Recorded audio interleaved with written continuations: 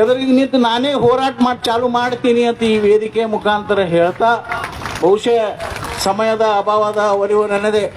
ನೀವು ರಸ್ತೆಗಳನ್ನು ಕೇಳಿದ್ರಿ. ಫಸ್ಟ್ ನಾನು ಆರಿಸಿ ಬಂದ ಮ್ಯಾಗೆ 20 ಕೋಟಿ ರೂಪಾಯಿ ರಸ್ತೆಯನ್ನು ನಿಮಗೆ ಕೊಟ್ಟಿವಿ, ನಿಮ್ಮ ಇದಕ್ಕೆ ಕೊಟ್ಟಿವಿ 20 ಕೋಟಿ ರೂಪಾಯಿ ರಸ್ತೆ.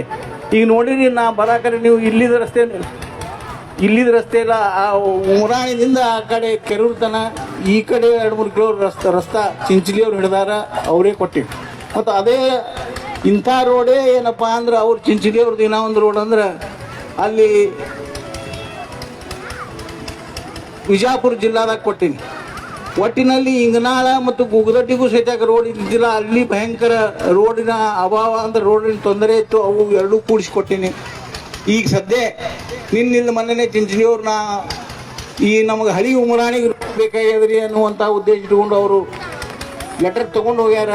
ಆಯ್ತು ರೀ, ನಾನು ಹೇಳ್ತೀನಿ, ನೀವು ಇಟ್ಟು ಮನಸ್ಸು ಮಾಡಿದ್ರೆ ಒಳ್ಳೇದಾಗ್ತೈತಿ ಅಂತ ಹೇಳಿ. ಈ ಕ್ಷೇತ್ರ ಯಾವ ಪುಣ್ಯಾತ್ಮ ಹೊಡೆದಾನು ನನಗೆ ಗೊತ್ತಿಲ್ಲ. ಸೈಂಟಿಫಿಕ್ ಅಂದ್ರೆ ಇದು ಸಾಧಾರಣ 172 ಕಿಲೋಮೀಟ್ರ್ ಉಮರಾಣಿದಿಂದ ಶಿವಣಿಗೆ ಶಿವಣಿಗೆ ಒಂದು ತಾಂಡ ಬರ್ತೈತಿ LT. ಆ LT 172 ಕಿಲೋಮೀಟ್ರ್ ಐತಿ. ಆದ್ರೆ ಈ ಕಡೆ